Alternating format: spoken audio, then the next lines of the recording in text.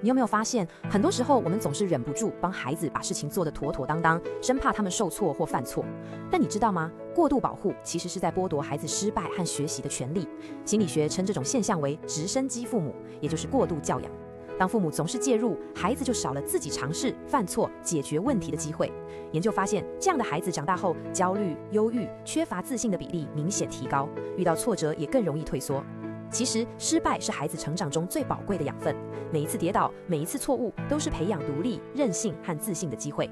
与其全程包办，不如给孩子多一点空间，让他们自己尝试，自己承担后果。你会发现，他们其实比你想象中更有能力。记住，允许孩子失败，就是给他们成长的机会。放手，反而是最深的爱。